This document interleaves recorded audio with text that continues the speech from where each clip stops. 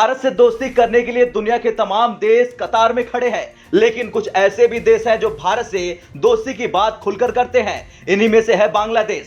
चीन को लगा कि वो उसे घुट्टी पिला देगा, जिसके बाद भारत के खिलाफ बांग्लादेश बोलेगा, लेकिन हो उल्टा गया।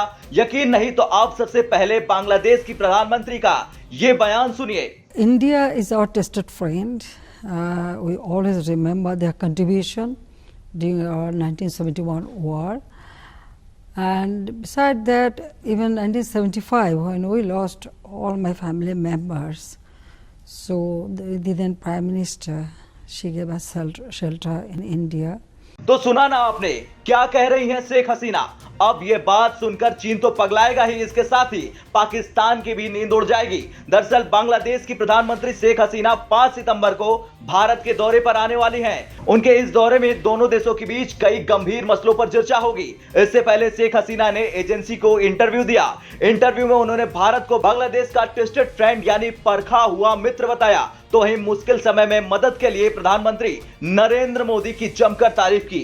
इसके अलावा शेख हसीना ने वैक्सीन मैत्री कार्यक्रम के तहत पड़ोसी देशों को कोविड-19 वैक्सीन प्रदान करने के मोदी सरकार के फैसले की प्रशंसा की। मैं वास्तव में इस पहल के लिए प्रधानमंत्री मोदी को धन्यवाद देती हूँ। और इस तरह उन्होंने, आप जानते हैं, न केवल बांग्लादेश बल्कि कई दक्षिण एशियाई देशों को भी वैक्सीन का योगदान दिया है। और ये वास्तव में बहुत बहुत मददगार रहा है। और ये वास्तव में उनकी एक विवेकपूर्ण पहल है। इसके अलावा हमने अपने पैसे से भी वैक्सीन खरीदी। कई अन्य देशों ने भी योगदान दिया। शेख हसीना यही नहीं रुकी, उन्होंने रूस यूक्रेन युद्ध में बांग्लादेशी छात्रों को बचाने के लिए पीएम मोदी का धन्यवाद किया और कहा कि मैं प्रधानमंत्री को धन्यवाद करना चाहती हूँ। रूस और यूक्रेन के बीच भीषण जंग में हमारे कई छात्र वहां फंस गए थे।